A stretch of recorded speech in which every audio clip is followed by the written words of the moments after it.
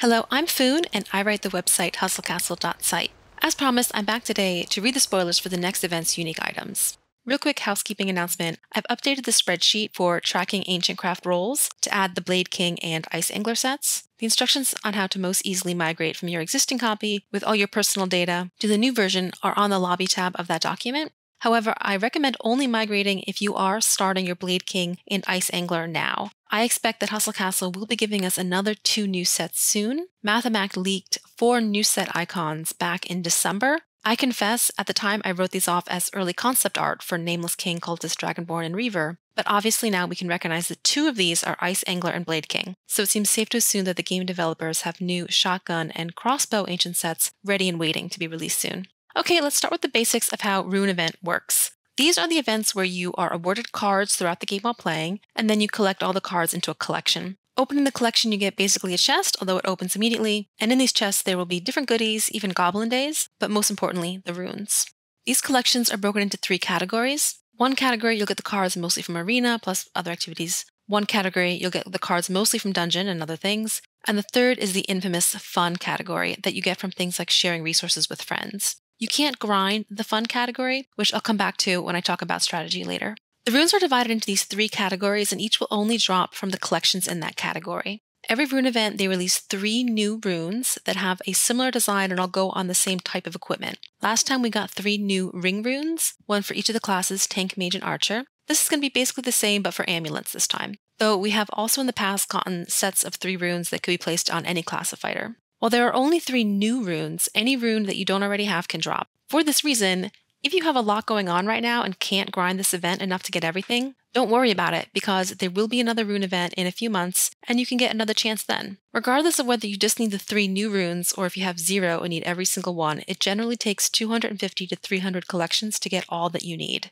So if this is your second rune event, it's going to be very different from last time. Last time you were probably getting multiple runes drop every day. This time it's going to be much slower. If you are below tier 11 and very ambitious, you can collect all the runes, then upgrade your throne room, or train a fighter in the case of tier 10, I believe, and then you can collect an entire second set in the same event. The second set are supposed to drop faster than the first set, which will take about 300 collections. For more info on that, I will refer you to Hustle Prime, Reddit, or even old Pro Legit Gamer Mike videos that cover rune events. I'm not the best person for pre-tier 11 advice. I rushed and have been here too long to remember, and honestly, I didn't know much then anyway. I would like to talk a little about runes as a type of gear. A rune is an item that you attach onto another piece of gear. It goes right on and off for free instantly, gives a nice effect. Normally the effect is determined by the type of weapon. There are some nice info sheets about what all the different runes do and all the different places they can go. I will link to them in the description. I find this one with all the names really useful and always keep it handy because I just cannot remember which rune is intelligence and which is wisdom, salvation, fortification, dominance, unwavering, craftiness. My brain does not have the space to memorize these names, so it's really useful when talking about them or when I want to write down a squad setup, though I will sometimes just write yellow W rune in a pinch. Most runes have a specific effect that can be looked up in a table, but some are a little different for every item they go on. Specifically, these are the 3 original armor and 3 original weapon runes. If someone says the mage rune, they mean either wisdom or magic, depending on the context, if it's weapon or armor. When event gear is leaked and there's the description of the weapon or armor with and then without the rune, these are the runes they mean. I guess I should include myself. Similar, these artifact runes will have slightly different effects depending on the artifact, which is why when a new artifact is released, you see people sharing it with each of these 3 artifact runes attached. Note that these other artifact runes are just based on class. But back to these more special ones. Speed is going to reduce cooldown, power is going to improve key numbers in what the artifact does. But transformation is going to actually change the effect. So when you see leaks of artifacts and it shows both the description with and without the rune, they mean Rune of Transformation. There are a few runes that basically the whole game community agrees on where is the best place to use them, like Rune of Confusion on your crossbow, Rune of Tenacity on crab armor on your main tank, Rune of Rage on angel armor on your Lego, Rune of Wisdom on Dino wand, Rune of Transformation on Dragon's Eye on your main tank. Those are probably the really big ones, and then there are some that have common uses, but it's possible you personally find a different use more to your preference. And then there are a few that you'll end up just putting wherever there's space left. You'll probably end up with more archer runes than you can fit on the amount of archers you have in your squad, but that's fine because literally everyone has that problem. It's no disadvantage to you.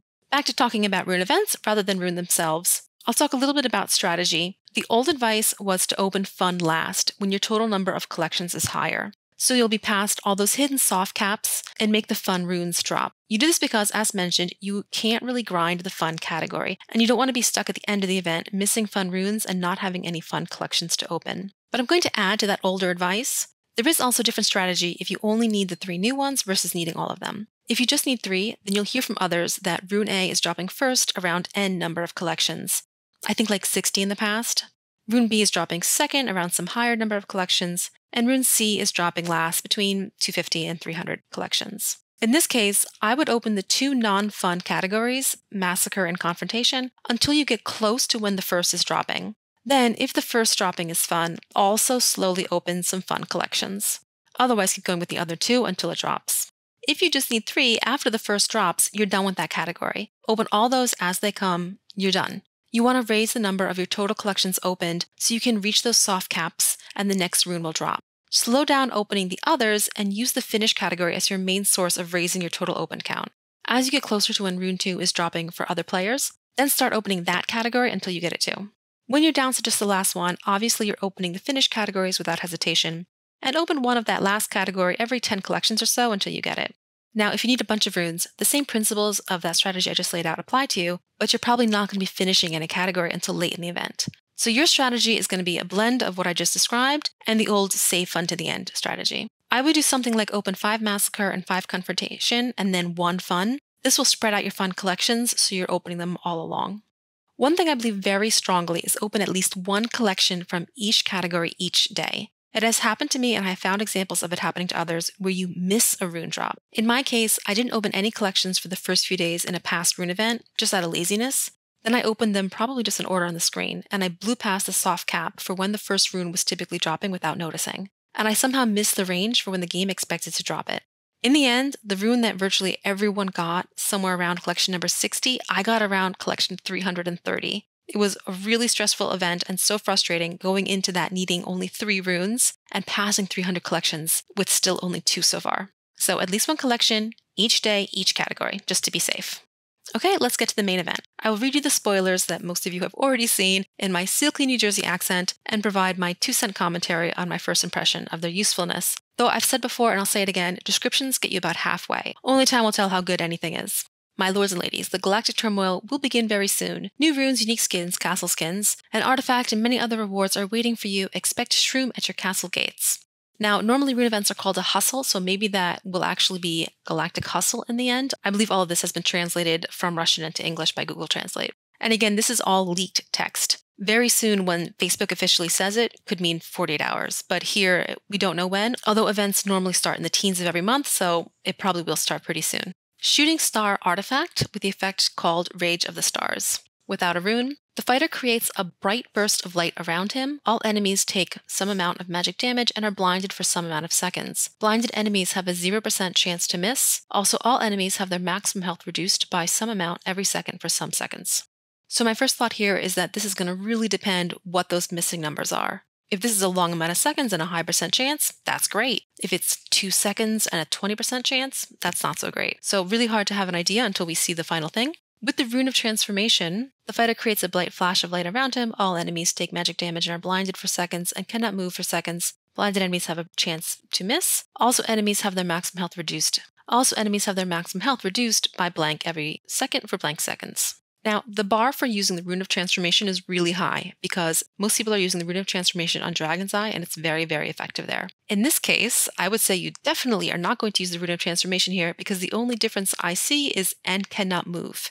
Cannot move is an ability that I personally do not find particularly useful. It doesn't make a difference for a mage or an archer. I guess the tanks, can't chase people around, but they're there often to absorb damage instead of deal it, so it's not a huge deal anyway. So I definitely wouldn't be using Rune of Transformation on this artifact, and I'll have to see what the numbers are to know if I'll want to use the artifact at all. So that's the artifact. The new unique items in this event will be 1 artifact and 3 runes. The warrior rune, the Rune of Omnipotence. So we can see it's going to have a different effect on each class of weapon, and it's only going to be able to go onto a warrior. The ones people are going to be most interested in are Axe and Spear for their EOL and Lego, although more and more people are using Eclipse instead of EOL, so perhaps also the Mace effect. Let's see if any of them are good.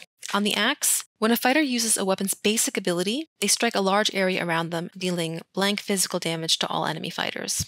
That sounds fine. I normally am not caring too much about the damage I get out of my axe-wielding main tank, but if it's a nice amount of damage, that's always welcome, regardless of what his particular role in the squad is. Daggers, of course we have a brand new dagger set, so this is something I want to see. Once in a while, when a unit's target dies, their maximum health is increased by blank of the dead unit's maximum health for blank seconds. Also, the enemy unit cannot be resurrected for blank seconds. That sounds really, really good. For one thing, Daggers is a tank, so he's hitting other tanks who have a high maximum health. So this is going to be a reasonably good amount, probably. And also the enemy cannot be resurrected. Always love res block. So that sounds really, really good. Mace. Once in a while, when the basic ability of the weapon is triggered, the target of the fighter is set on fire and poisoned. When burning, the enemy takes blank damage and reduces their incoming healing by blank for blank seconds. When poisoned, the enemy takes blank damage of blank seconds. Attack speed and damage are reduced by blank seconds. Poison is always good, so that also sounds pretty good. Spear has a blank chance when a fighter dodges an enemy attack to deal blank attack damage and disarm them for blank seconds. The disarmed opponent cannot use their weapon abilities. To me, that sounds a little boring. For one thing, it's linked to the target's dodge, and you don't know how much they're really going to dodge. And if your own squad has a Dragonborn, like everyone does, you're actually putting a lot of the opponent off balance so they won't be able to dodge. So that one does not excite me too much. Sword. We don't see a lot of swords in most PvP setups anymore right now. Once in a while, a random enemy's mage's spell power is reduced by blank for blank seconds. It also increases the recharge time of equipment and artifact abilities. This one, it's hard to say if it would be good or not. You'd have to kind of get a good feel for it. And again, we don't see a lot of swords around, so probably even if it's good, not many people would be able to use it this way. Now, the Mage Rune, the Rune of Knowledge. Don't we already have a Rune of Knowledge? Okay, we have Wisdom, Intelligence, and now Knowledge. You can see what I mean about the names of runes. On a book, once in a while, reduces the damage of all enemies by blank for blank seconds. That can be good if it's high. On a wand, like an incinerator, once in a while removes all debuffs from a random allied fighter. Now, that sounds really nice. On an orb, once in a while, if the allied fighter has blank health, he recovers blank health and increases his physical armor by blank and his magic armor by blank. So that one also sounds pretty good. If you need a little more healing in your squad, this is going to add some good survivability. Everyone loves survivability. On a scepter, removes one random debuff from a random allied unit every other time and increases their damage by blank for blank seconds. Now this sounds just like wand, but better. That's interesting. So this is definitely where I will be putting this rune immediately. Yeah, removing debuffs is a really good ability. Almost can't have enough of it. Onto the archer, called Vigilance. On a bow, the bow ancient sets are a little less popular than the crossbow ones, although Reaver is starting to become really popular, and there are some people with Frost Deaths as their secondary archer. Let's see what it does. The less health a fighter has, the higher their evasion. That probably should be translated to dodge. When a unit dodges an attack, it has a blank chance to fire blank quick shots at the attacking enemy. Each shot deals blank damage. Now again, this is based on dodge, which is very risky. Right now, there's not a lot of dodge and crit happening because everyone has Dragonborns who are putting everyone in the opposite squad off balance. So not immediately in love with that effect. On a crossbow, which is what I have 2 of in my squad, every blank seconds the fighter fires an additional shot at their target. The shot deals blank damage and cannot be dodged. That sounds good. My crossbow has very good damage per attack, so extra shots are always very welcome. On a shotgun, once in a while, when a fighter summons a minion, then all the enemy mages take damage equal to blank from their spell power. Also, all enemy mages have their spell power reduced. Okay, now this sounds like the best one. So if you are using a shotgun, I think this is probably where you want to use it. If you don't have a shotgun, then I'd probably throw it on the crossbow if there's room on the amulet for this rune. Right now, there's only 3 amulet runes. With this event, there will be 6. So I think most of us are going to try to make room for all these. All right, those are the 3 runes. There will also be some skins, of course, like always. Unfortunately, I don't have images of them, but I think they should be leaked soon, and I'll add them here when I see them. And an extra little spoiler that was leaked along with the May rune event items is the June donkey. So the next donkey will have another new artifact. It'll be called a kill beam, and with no rune, fires a black beam at a random enemy unit that bounces at blank units, dealing blank magic damage to them. If an enemy unit has less than blank health, they die. So like an insta-kill ability. That does sound really cool. I personally am going to have to live without it though, because getting the items from the donkey chest, you have to be ready to spend probably $100 more if you don't have everything in there already. And frankly, I'm not going to spend that for just one item. If you add the Rune of Transformation, Fires a black beam at a random enemy unit that bounces at blank units, dealing blank magic damage to them. If an enemy unit has less than blank health, they die. When an enemy dies from the beam, random enemy fighters are frightened for blank seconds. So the Rune of Transformation is adding that frightening part, which is a good effect, but in my opinion, at least by the sound of it, it does not sound better than the Rune of Transformation's effect on a Dragon's Eye, which reses one of your fighters. And we're at the end. Before I go, Mathameth has some images of chests and jewelry for what he says will be a Molopoly event, presumably for the event in June. They look like they are ancient Roman themed, which I am all for. Rome has been my home for 12 years now. As soon as I find out more about that, I'll be putting those leaks on hustlecastle.site, but I wouldn't make a video with June event spoilers until after the May event has finished. Okay, that is all I've got. I hope some of you found it helpful. I read all the comments, so questions or feedback are encouraged there, and I'll see you around.